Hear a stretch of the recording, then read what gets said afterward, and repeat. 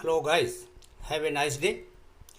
Today's topic is design of doubly reinforced beam by limit state method part 3, in which I will discuss the design steps and one numerical with it. Now let's begin. Design of doubly reinforced beam by limit state method part 3. इसके पहले इसका part 1 और part 2 मैं upload कर चुका हूँ, जिसे आप लोगों ने पढ़ा होगा। उसके कंटिन्यूएशन में ये पार्ट 3 आज आप लोगों के लिए तैयार किया है। तो इस पार्ट 3 में जो टॉपिक लिया है वो टाइप 2 प्रॉब्लम्स। टाइप 1 प्रॉब्लम हमने पार्ट 2 में बताया था। टाइप 2 प्रॉब्लम के बारे में आज बता रहे हैं। टाइप 2 प्रॉब्लम क्या है? डिजाइन ऑफ बीम, इसी को हम टाइप 2 प्रॉब्लम बोलते हैं। इस प्रॉब्लम की पहचान कैसे करते हैं? इस प्रॉब्लम में जो डाटा क्वेश्चन में दिए रहते हैं वो होते हैं बीम की चौड़ाई, बीम की गहराई और मोमेंट, यानी अप्लाइड मोमेंट जो है ये दिया रहता है। अगर अप्लाइड मोमेंट नहीं दिया है तो उसके स्थान पर लोड और स्पान दिया रहता है, जिसके आधार पर हम अप्लाइड मोमेंट कैलकुलेट कर लेते हैं। इसके बाद क्वेश्चन में जो पूछा जाता है यानी रिक्वायर्ड क्या होता है, वो area of steel tension zone में और area of steel compression zone में, यानी एएसटी और एएससी के वैल्यू जो है हमको ज्ञात करनी होती हैं। साथ ही साथ इनकी नंबर ऑफ बार्स भी कैलकुलेट करनी होती हैं। तो ये हमारा डिजाइन की प्रॉब्लम कहलाती है। डबली रिइंफोर्स्ड बीम के डिजाइन में बीम का साइज हमको निर्धारित नहीं करना पड़ता है, ये पहले ही मान लिया जाता है। गहराई तो पहले से ही सीमित, यानी क्वेश्चन में ही बता दी जाती है कि गहराई हम इससे ज्यादा नहीं रख सकते। तो इस तरह से ये दिए हुए डाटा में आएगा, केवल एरिया आपको निकालने होंगे। अब इस क्वेश्चन को सॉल्व करने के लिए जो स्टेप हम फॉलो करते हैं वो स्टेप सीरियल से आप देख लें। पहला स्टेप जो है वो हम फैक्टर्ड मूवमेंट की गणना करेंगे। फैक्टर्ड मूवमेंट एमयू, जो मूवमेंट दिया हुआ है उसमें 1.5 पार्शियल सेफ्टी फैक्टर से मल्टीप्लाई करके हम फैक्टर्ड मूवमेंट ज्ञात कर लेते हैं, यानी MU is equal to 1.5 M. जब इसको ज्ञात कर लिया तो अगले स्टेप में हम डी डैश बटे डी का अनुपात की गणना कर लेते हैं। इस अनुपात की गणना के बाद हम तालिका से एफएससी की वैल्यू देख लेते हैं और साथ ही साथ एफसीसी की वैल्यू भी हम ज्ञात कर लेते हैं। यदि इसको नेग्लेक्ट न करना हो तब इसका मान ज्ञात करते हैं, और अगर हमको एफसीसी का मान एफसीसी की तुलना में नेग्लेक्ट करना हो तब इसको ज्ञात करने की आवश्यकता नहीं होती। तो अगला स्टेप में तीसरे में फाइंड द एक्सयू मैक्सिमम। इसके बाद एक्सयू मैक्स हम निकाल लेते हैं, यानी limiting depth of neutral axis. यहां आप देख रहे होंगे कि एक्सयू की वैल्यू नहीं निकाली गई है, क्योंकि एक्सयू एक्चुअली जो वास्तविक बीम हमको दी रहती है, जिसमें एरिया ऑफ स्टील सब पहले से ज्ञात हो, उसका निकाला जाता है। तो अभी तो बीम में स्टील डाला ही नहीं गया, बीम तो हमको डिजाइन करनी है, इसलिए एक्सयू यहाँ पर किसी कीमत पर नहीं निकाला जाएगा। यहाँ पर बीम को संतुलित मान करके हम एरिया ऑफ स्टील की गणना करेंगे, इसलिए संतुलित बीम के लिए जो एक्सयू होता है, यानी limiting depth of neutral axis, एक्सयू max की ही गणना केवल इसमें करनी होगी। साथ ही साथ अगले स्टेप में एमयू लिमिटेड की वैल्यू हम निकाल लेते हैं। एमयू लिमिटेड जो हमने डबली रिइंफोर्स्ड बीम को 2 पार्ट में डिवाइड किया था, तो जो फर्स्ट सेक्शन है, तो फर्स्ट सेक्शन का जो मूवमेंट ऑफ रेजिस्टेंस होता है वो एमयू लिमिटेड निकालते हैं, उसी को MU1 भी कहते हैं, यानी एमयू लिमिटेड की गणना हम कर लेते हैं। एमयू लिमिटेड की गणना करने के बाद 5वें स्टेप में MU2 की वैल्यू हम निकाल लेते हैं। जो टोटल एमयू हम यहाँ निकाल चुके हैं, इस एमयू में से MU1 जो है हम, यानी ये MU1 यानी एमयू लिमिटेड, इसको घटा देंगे तो हमारा MU2 ज्ञात हो जाएगा। अब हमको MU1 और MU2 दोनों ज्ञात हो गए हैं। इसके बाद छठे स्टेप में हम एरिया ऑफ स्टील AST1 ज्ञात करेंगे, फिर AST2 ज्ञात करेंगे और उसके बाद इन दोनों को जोड़ करके AST की वैल्यू निकाल लेंगे, यानी ये तनन इस्पात का कुल क्षेत्रफल हो गया।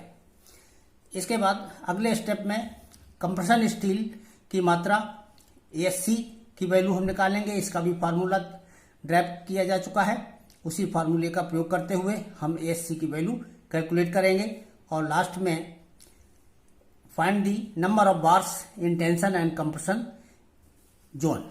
दोनों जोन में हम नंबर ऑफ बार्स ज्ञात कर लेंगे। इसके लिए हमको ये एज्यूम करके चलना पड़ेगा कि हम किस व्यास की छड़ का प्रयोग करेंगे।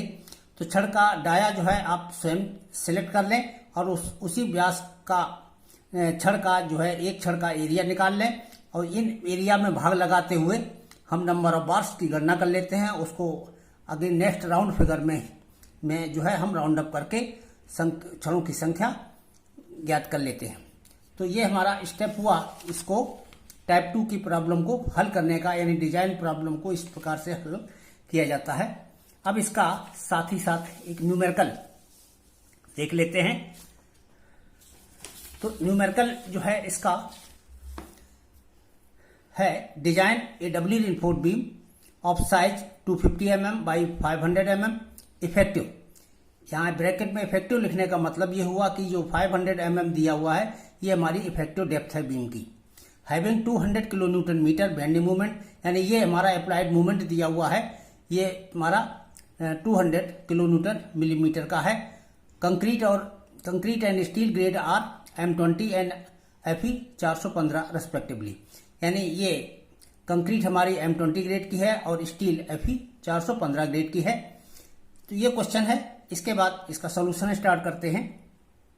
क्वेश्चन में जो डाटा दिए गए हैं उन डाटा के आधार पर बीम की चौड़ाई B बराबर हमने 250 mm यहाँ से नोट कर ली।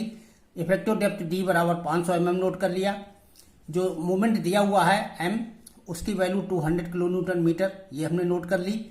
इसके बाद FCK ये हमारी कंक्रीट की करेक्टरिस्टिक स्ट्रेंथ है। FCK इक्वल टू 20 न्यूटन पर mm स्क्वायर है और FY इक्वल टू 415 न्यूटन पर mm स्क्वायर। तो ये डाटा है जो कि क्वेश्चन में है, उन्हीं को हमने दोबारा से सिंबॉलिकली यानी सिंबल के साथ यहाँ पर नोट कर लिया है। अगले स्टेप में फैक्टर मूवमेंट हम याद करेंगे। फैक्टर मूवमेंट MU बराबर 1.5 m, अभी ऊपर स्टेप में बताया मैंने। तो M की वैल्यू 200 mm क्वेश्चन में दी है, इसमें हम 1.5 से मल्टीप्लाई करेंगे तो ये 300 किलो न्यूटन मीटर का हमारा फैक्टर मूवमेंट ज्ञात हो गया। फैक्टर मूवमेंट ज्ञात कर लेने के बाद हम एज्यूमिंग इफेक्टिव कवर, क्वेश्चन में यहाँ पर देखें इफेक्टिव कवर नहीं दिया हुआ था, तो ये स्पष्ट रूप से डिजाइन के प्रॉब्लम्स में माना जाता है कि जो डाटा क्वेश्चन में न दिया गया हो और उसकी अगर आवश्यकता पड़ती है तो वो एज्यूम कर लिया जाता है। तो इसी तरीके से यहाँ पर हम इफेक्टिव कवर इसका एज्यूम कर लेते हैं कि दोनों तरफ जो है इसका इफेक्टिव कवर 50 मिलीमीटर का है। तो 50 मिलीमीटर का इफेक्टिव कवर टॉप में भी एज्यूम कर लिया हमने। तो इसका मतलब हो गया कि डी डैश की वैल्यू जो है संपीड़न इस्पात के सेंटर की ऊपर से दूरी ये डी डैश ये 50 मिलीमीटर हो गई। तो डी डैश की वैल्यू 50 मिलीमीटर हो गई। अब हम इसके बाद अगले स्टेप में रेशियो निकाल लेंगे डी डैश बटे डी। ये रेशियो 50 बटे 500 हो गया। इफेक्टिव डेप्थ 500 है, 50 डी डैश की वैल्यू है, तो अनुपात हमारा 0.1 आ गया। जब ये वैल्यू आ गई अब हम वही टेबल F ऑफ SP16 की टेबल F से FSC की वैल्यू देख लेते हैं। पीछे भी हम देख चुके हैं और टेबल भी बता चुके हैं। वहां से FSC की वैल्यू जो है 353 न्यूटन पर mm स्क्वायर आती है। तो जब FSC का मान ज्ञात हो गया, यहां हमने इसके बाद FCC की वैल्यू अभी कैलकुलेट नहीं की है। डिजाइन प्रॉब्लम में मोस्टली FCC को नेग्लेक्ट मान करके ही क्वेश्चन किया जाता है, क्योंकि इससे कोई विशेष फर्क नहीं पड़ता। तो इस क्वेश्चन को हम इसे नेग्लेक्ट मान करके कर रहे हैं, इसलिए हमने यहाँ पर FCC की वैल्यू ज्ञात नहीं की है। आप अगर सम्मिलित करना चाहते हैं और एक्यूरेट कैलकुलेशन करना चाहते हैं तो आप FCC की वैल्यू जैसा कि पिछले क्वेश्चन में समझाया गया था उसी के आधार पर आप ज्ञात कर सकते हैं। तो XU मैक्स की वैल्यू इसके बाद हम नोट करेंगे। XU max 0.48 into effective depth यानी 500 मिलीमीटर, इससे मल्टीप्लाई किया तो 240 मिलीमीटर, ये हमारी XU मैक्स की वैल्यू आ गई। XU मैक्स के बाद हमारा फर्स्ट सेक्शन जो है, फर्स्ट सेक्शन का MU लिमिटेड हम कैलकुलेट करेंगे। फर्स्ट सेक्शन का MU लिमिटेड जब कैलकुलेट करेंगे तो फार्मूला वही 0.36 FCK XU मैक्स यानी एक्स यू की जगह पर एक्स यू मैक्स रख करके ये फार्मूला प्रयोग होगा, क्योंकि एम यू लिमिटेड ज्ञात कर रहे हैं, इंटू बी ब्रैकेट में lever arm D minus 0.42 X U max. तो ये यहाँ से हम सारी वैल्यू रख देते हैं। एक्स यू मैक्स की वैल्यू 240 रख लेंगे और डी का मान 500 रख लेंगे, बी का मान 250 रख लेंगे। एक्स यू मैक्स यहाँ पर है 240, ई एफ सी के 20, यानी सारी वैल्यूज हमको नोन है। वैल्यू सब्स्टिट्यूट करने के बाद इसको सॉल्व किया, सॉल्व करने से हमारी ये वैल्यू आ गई। इसको हमने न्यूटन एमएम में ही अभी लिखा रहने दिया, किलो न्यूटन मीटर में कन्वर्ट करने की यहाँ पर आवश्यकता नहीं है। चूंकि हमारे फर्स्ट सेक्शन का एमयू लिमिटेड है, इसी को हम MU1 के द्वारा भी रिप्रेजेंट करते हैं। तो ये MU लिमिटेड की वैल्यू हुई जो पहला सेक्शन होता है, तो पहले सेक्शन का MU लिमिटेड है, इसलिए इसको MU1 भी कहा जा सकता है। ये MU1 भी हो गया। जब MU1 ये हो गया तो अगला स्टेप में MU2 की गणना हम करते हैं, और MU2 की गणना करने के लिए MU2 बराबर होता है MU माइनस MU1, यानी टोटल MU में से MU1 घटा दो तो MU2 ज्ञात हो जाता है। तो यहां से MU का मान अभी ऊपर हमने सॉल्व किया था कि MU का मान 300 किलो न्यूटन मीटर ये आया था। इसको हमने न्यूटन एमएम में कन्वर्ट कर लिया 10⁶ से मल्टीप्लाई करके, और ये इसकी वैल्यू हमने न्यूटन एमएम में ही रख ली। वो कहां से, ये MU लिमिटेड की ये वैल्यू आई थी, यानी MU1 ये आया था, तो MU1 का मान यहां से रख लिया। ये न्यूटन एमएम में है, इसको न्यूटन एमएम में कन्वर्ट कर लिया था। अब इसमें से इसको घटाया, घटाने से ये वैल्यू आ गई, और ये वैल्यू जो है हमारी न्यूटन एमएम में है। तो यानी MU2 का मान आपने ज्ञात कर लिया है। MU2 का मान ज्ञात कर लेने के बाद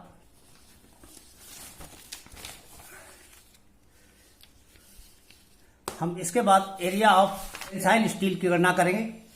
area of tensile steel AST, इसको ज्ञात करने के लिए हमें पहले फर्स्ट सेक्शन का जो है AST1 ज्ञात करना होगा।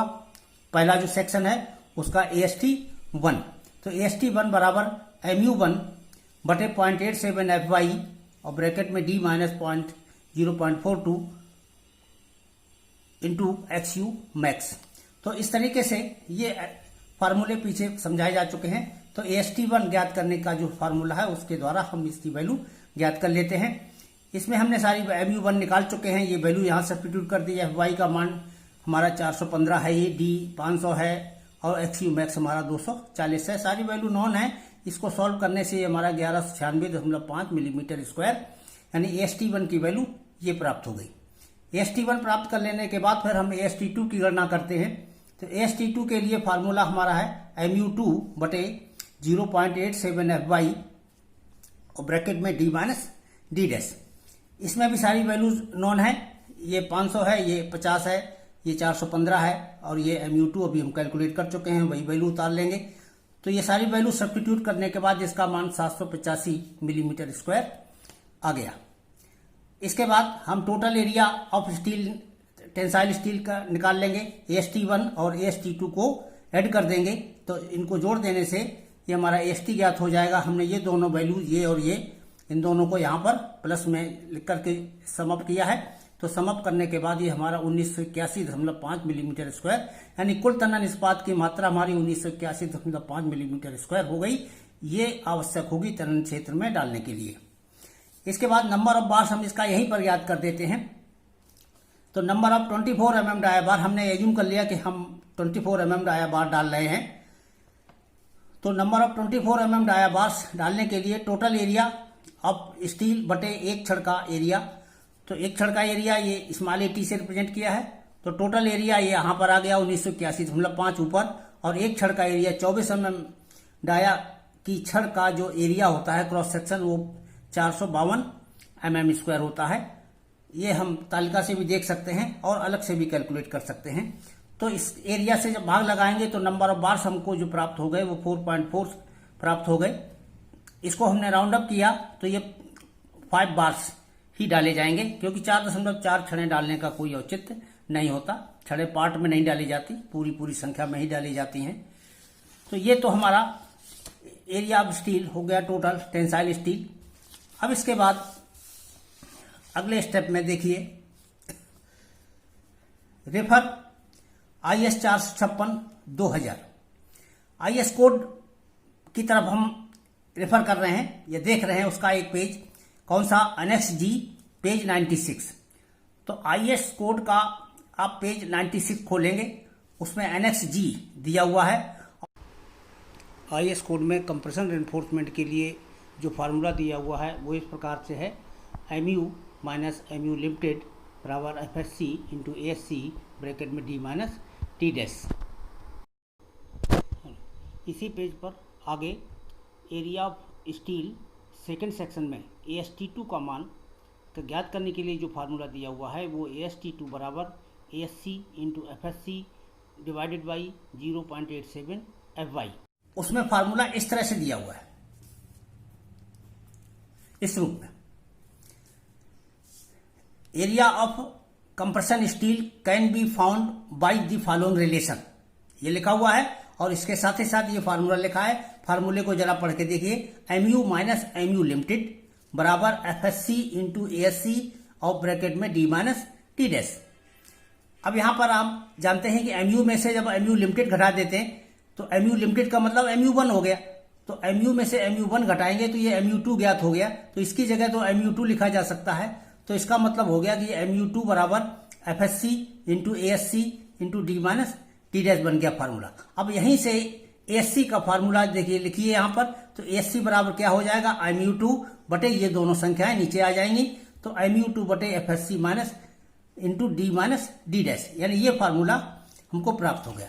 और यहां पर हम इसी फार्मूले का प्रयोग करने जा रहे हैं। तो area of compression steel ASC बराबर हो गया MU बटे FSC into D minus T dash.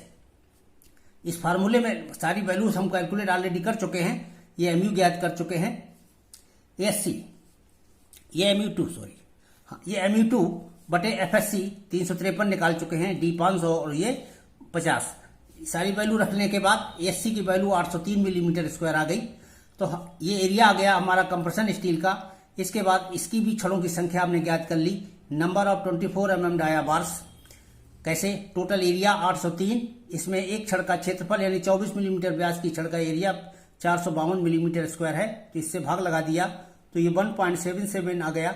इसको हमने से नेक्स्ट हायर राउंड फिगर में यानी 2, तो 2 नंबर बार्स जो है डाली जाएंगी 24 मिलीमीटर व्यास की कंप्रेशन जोन में। इस तरह से हमारा डिजाइन की प्रॉब्लम जो है यहाँ पर सॉल्व हो गई है। क्वेश्चन की जो रिक्वायरमेंट थी उसके अनुसार हमने टेंशन स्टील भी ज्ञात कर लिया है और उसकी नंबर ऑफ बार्स को भी कैलकुलेट कर दिया है, इधर कंप्रेशन स्टील भी ज्ञात कर लिया है और उसकी भी नंबर ऑफ बार्स को कैलकुलेट कर लिया है।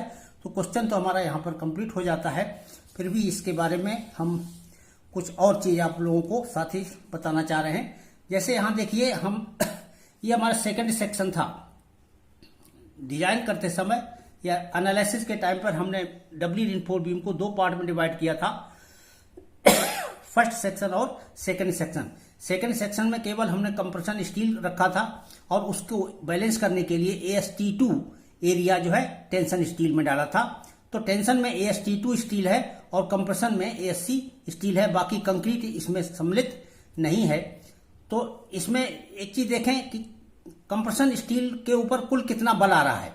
कंप्रेशन स्टील पर जो टोटल फोर्स है वो कंप्रेशन स्टील पर स्ट्रेस यानी प्रतिबल FSC इंटू उसका एरिया, तो एरिया गुणे प्रतिबल, ये हमारा फोर्स हो गया टोटल, जो कि संपीड़न इसके ऊपर आ रहा है, संपीड़न इस्पात के ऊपर।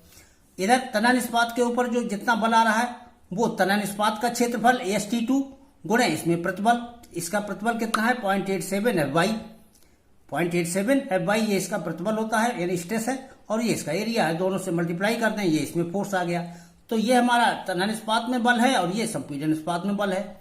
ये दोनों बल विपरीत दिशा में है और ये खंड भी हमारा संतुलित अवस्था में है। जब संतुलित अवस्था में है तो ये दोनों बल भी आपस में बराबर होंगे।